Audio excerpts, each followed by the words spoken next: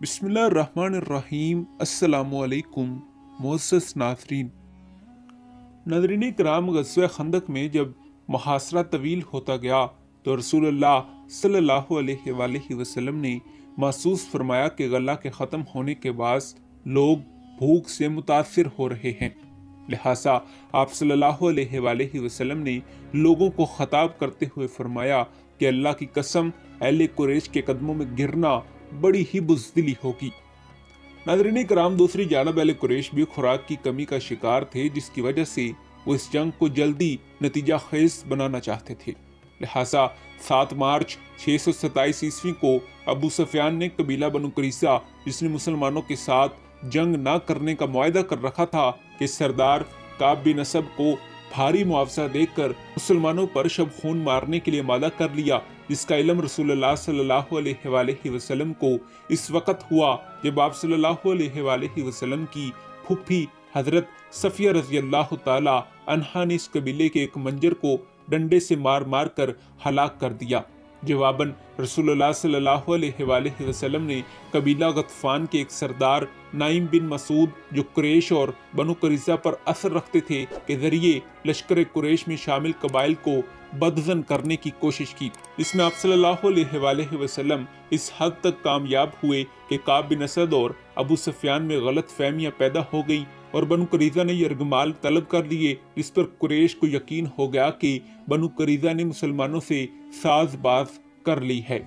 ناظرین کرام، اکرمہ بن ابی جہل اپنے 7 شاہ سواروں کے ساتھ، جن میں قوی ہیکل عمرو بن عبدود بھی شامل تھا، اس جنگ سے خندق عبور کر گیا، جو محافظوں کی نظر سے دور تھی۔ مسلمانوں نے جب گھوڑوں کے ہنہنانے کی آواز سنی تو فوراً اس مقام پر پہنچ گئے۔ مسلمانوں کو دیکھتے ہی اکرمہ نے انہیں انفرادی مقابلے کے لیے للکارا۔ اکرمہ کی ہدایت پر مافوق الفطرت طاقت کا مالک اور گھوڑے کو سر تک اٹھانے کی طاقت رکھنے والا عمرو بن عبدود آگے بڑھا۔ حضرت علی رضی اللہ تعالی عنہ نے رسول اللہ صلی اللہ علیہ وآلہ وسلم کی طرف دیکھا۔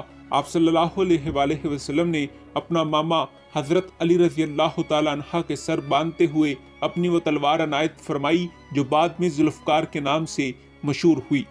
ناظرین کرام، یہ تلوار قریش کے مشہور جنگجو منبع بن حجاج کی تھی، جو جنگ بدر میں مسلمانوں کے ہاتھوں مارا گیا تھا۔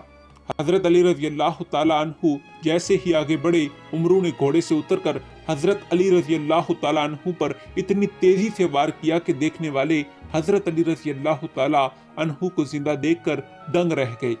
حضرت علی رضی اللہ تعالی عنہ اس کا وار بچا گئے تھے۔ اس کے بعد عمرو حضرت علی رضی اللہ تعالی عنہ پر مسلسل وار کرتا رہا اور حضرت علی پینترے بدلتے رہے۔ آخر کار عمرو تھک گیا اور اس کی سانس پھول گئی۔ حضرت علی نے اسے دبوچ کر زمین پر پٹخ دیا اور خنجر کی نوک اس کی شارک پر رکھ دی، اور عمرو نے خود کو چھڑانے کی بڑی کوشش کی، لیکن وہ حیدر کرار کی آہنی گرفت سے آزاد نہ ہو سکا۔ جب عمرو کی تمام کوششیں بیکار ہو گئیں تو اس نے حضرت علی رضی اللہ تعالیٰ عنہ کے چہرے پر تھوک دیا۔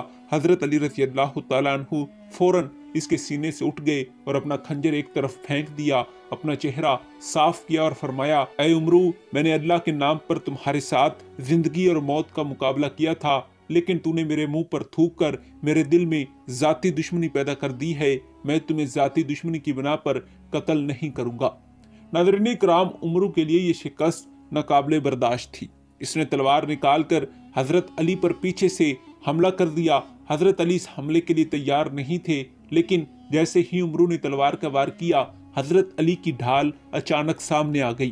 ناظرین کرام، عمرو کی تلوار کے وار میں اس قدر شدت تھی کہ حضرت علی کی ڈھال کٹ گئی اور آپ کو کان کے قریب گہرا زخم آیا۔ پھر ذوالفقار حرکت میں آئی، آسمانی بجلی کی طرح کوندی اور عمرو کی گردن تن سے جدا ہو گئی۔ اس کے ساتھ ہی مسلمانوں نے اکرمہ اور اس کے ساتھیوں پر حملہ کر دیا۔ اکرمہ ذلت امیز شکست کے بعد خندق پھلانگ کر اپنے لشکر میں واپس چلا گیا۔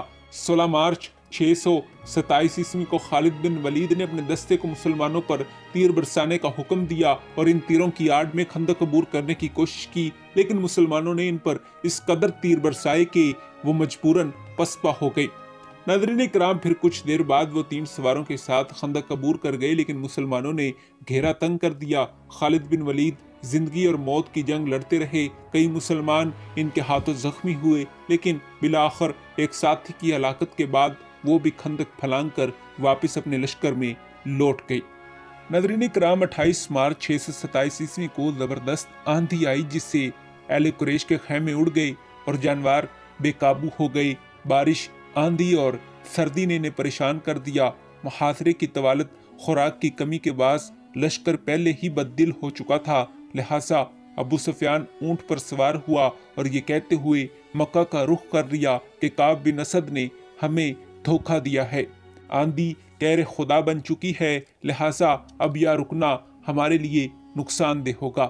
اس لشکر نے راستے میں کوئی پڑاؤ نہیں کیا اور سیدھا مکہ پہنچ گیا۔ ناظرین کرام، غزوہ خندق کے بعد اپریل 627 عیسوی میں یہودی قبیلہ بنی قریظہ کو طویل محاصرے کے بعد قتل کرنے کا حکم دیا گیا اور ان کی لاشیں خندق میں دبا دی گئیں، جس سے یہودیوں کی طاقت کو زبردست نقصان پہنچا۔ جی ہاں ناظرین کرام، یہی ہماری آج کی ویڈیو کا موضوع تھا۔ امید ہے کہ آپ کو ہماری آج کی ویڈیو پسند آئی ہوگی۔ ملتے ہیں ایک ایسی ہی نئی تحقیقی، تاریخی اور معلوماتی ویڈیو کے ساتھ، تب تک دیجیے اجازت۔ خدا حافظ۔